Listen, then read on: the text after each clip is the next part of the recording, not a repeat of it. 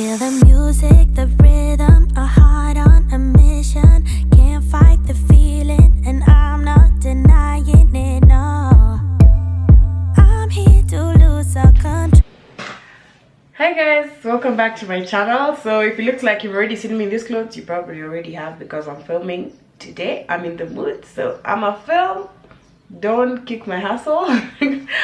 I've had this video idea for a while now, and I don't mean to offend anyone. I'll just say that to begin with, this is a journey that everyone takes, or some people choose to take, others ignore or completely oblivious to it. But I am sharing my top 8 decor pet peeves, just because we are here on a journey together. We're learning how to curate our spaces to suit our liking, because the way you decorate your space is not the way I decorate my space. It's not the way the next person likes their space to look. However, there are some faux pas that people make, and I look at these photos and I'm like, hey, Atakama. You guys, it's not that serious. So make sure you hit the subscribe button. Make sure you leave a comment once you're done watching. Let me know what decor peeves, pet peeves that you have, or which one of mine that you can relate with, or which one you're a culprit of. So again, don't be offended. We're all here to learn. We're all here just to, help each other get better, and this probably is a start of a different kind of video for me. I would want to help you guys find your decor style. Yeah, so number 1, color blocked decor. Guys, that is so 2011. Like, not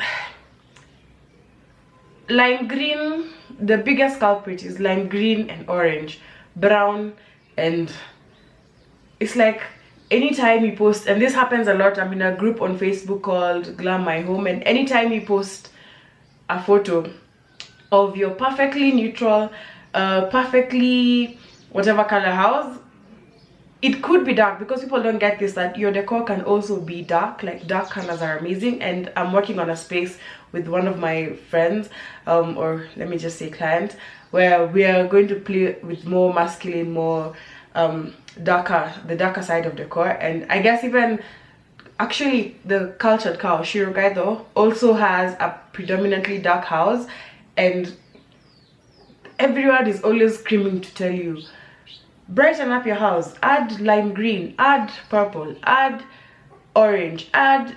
I'm like, guys, it doesn't always work. Like, sometimes a house is just neutral and it works for that person. It's gray, it's black and white.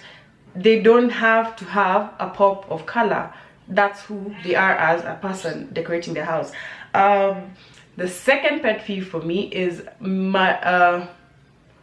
filling a house with furniture. So I think this is a trait that we have because we are African and we host a lot, and we've lived like we don't know any better. So we've come from houses where our parents have a house and they have 5 or 3 3-seaters, 2 1-seaters, a love seat, excuse me, sorry, a love seat, like it's a living room like this, and every single corner is just seats.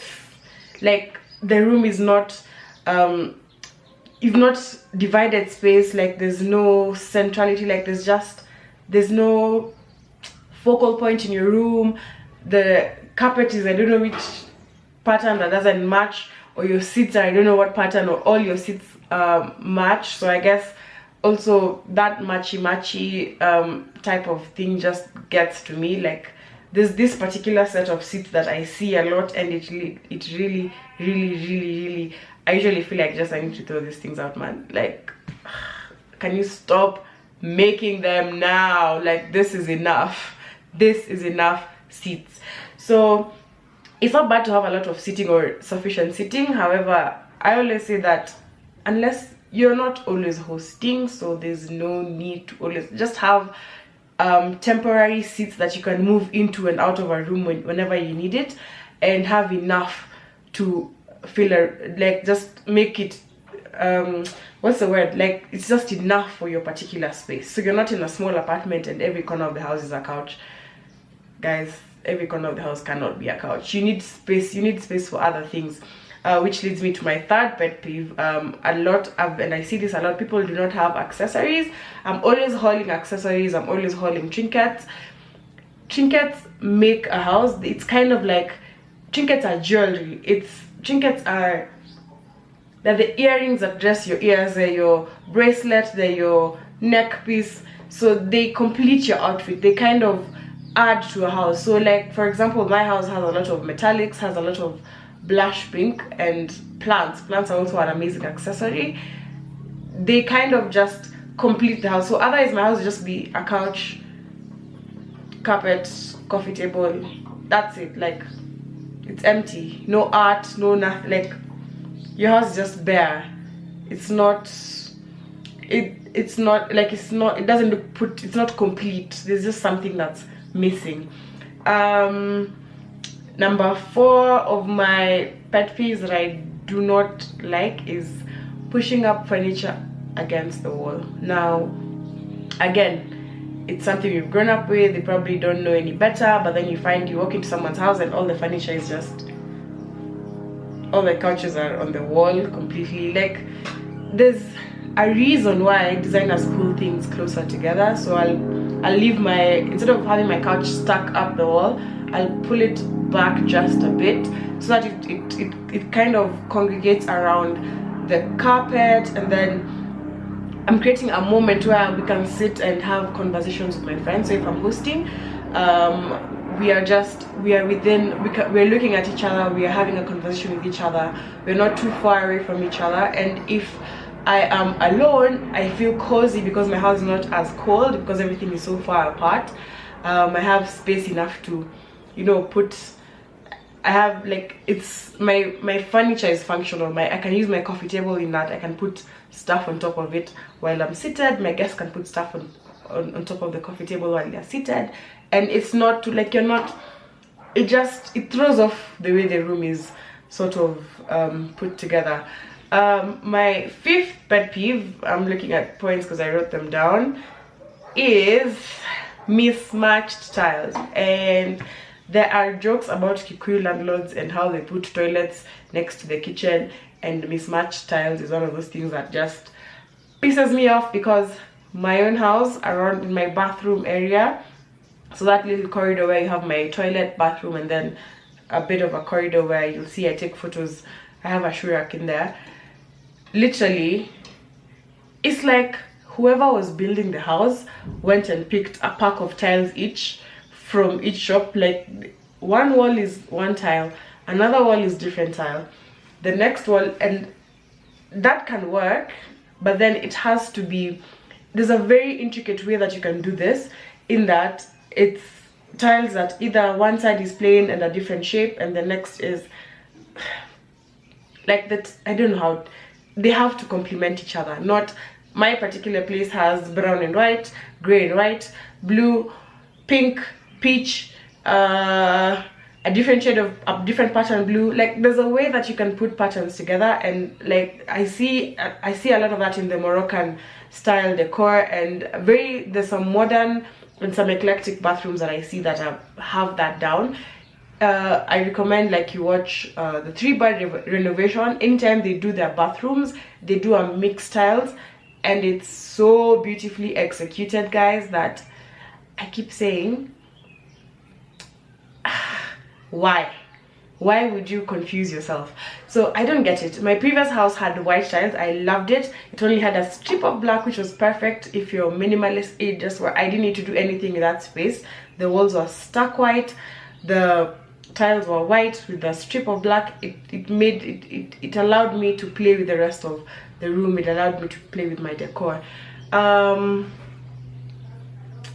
Again, if you're a culprit, I am working, so I have a few ideas. I have ideas but it will need time, saving up, and some research, where I think we can probably work together to cure that. If you're renting and, well, you can't really take down the tiles, I have solutions. So let's just wait and see. The other thing that really bugs me is non-straight walls, if that makes sense, like awkward features in a house. So you walk into a house and it's like whoever drew the plan, or well, did not draw the plan, because in most cases there was no plan. Someone just said, come kata nyumba, weka, put a sitting room here, bathroom here. Like you find a lot of what are they called, offline, like non-linear walls, non-straight walls, and that really pisses me off. And a lot of times when I'm looking at, because I do walk around houses, empty houses, just to see what's on the market, what's the price, what features are being added to these new builds, and I see a house that literally the room is not a square, it's a trapezoid, it's a hexagon. Like you can't even figure out how does your furniture fit in. Like it's a bedroom, but the wall is going to the river. I don't get it. I really don't get it, and it really pisses me off.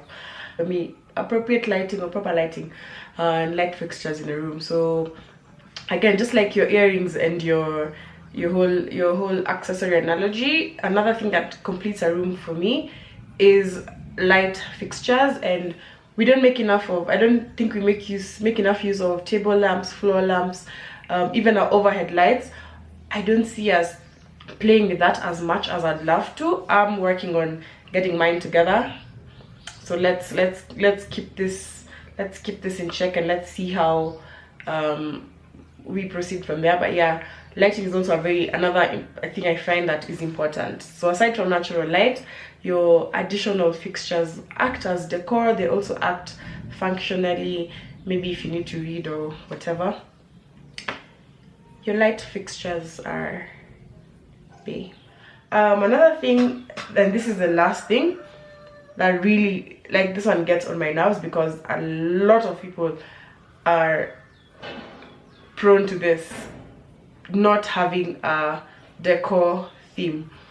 Now, you don't have to have the prescribed decor thing. There's so many styles of interior decorating styles. Some of them are related, some of them branch off of each other. Like I keep saying, mine is tropic like it's hot, which is like your eclectic. So that's tropic like it's not even a decor style that is listed in a group of if you went to like a interior design school and you'd find lists there, it's not there. So that's what I've named mine, because it's a mix of mid-century modern, it's a mix of eclectic with a very tiny bit of Scandi, a very tiny bit of boho, and all of it just gel together, becomes, it looks like it's an urban jungle. It looks like it's just hot. You want to be, you're at a destination, and you're a tropical destination, basically. That's what my style is. So yes, a lot of people don't have a particular decor style, and I'm happy to create videos helping you discover yours. I know I've bumped a bit. A lot of us often fall into the minimalist Scandi Nordic styles that I've seen, and then we have people who are doing your orange and greens. I feel like they would be they'll be more eclectic than they would be minimalist, or the people who are maximalist, I guess, in this case. But it's the execution is what matters. And I keep saying, anytime before I take on a client, I always tell them, please send me your Pinterest page so that I can get in your head and see what it is that you like, or what it is you're trying to sort of have or come out with, and then we can map that out. Because most times you'll find that it won't necessarily be one style that you like. It'll be like a mix of 2 or 3, and then you find your true north somewhere in the middle of all those things. So I really would love to help you guys find yours. And yes, with that, let me know down below if you know what your decor style is, if you want me to help you find your style. And yes, I guess those are 2 questions, 2 points for this week's video. Yeah, make sure you comment, like, and subscribe. Bye bye.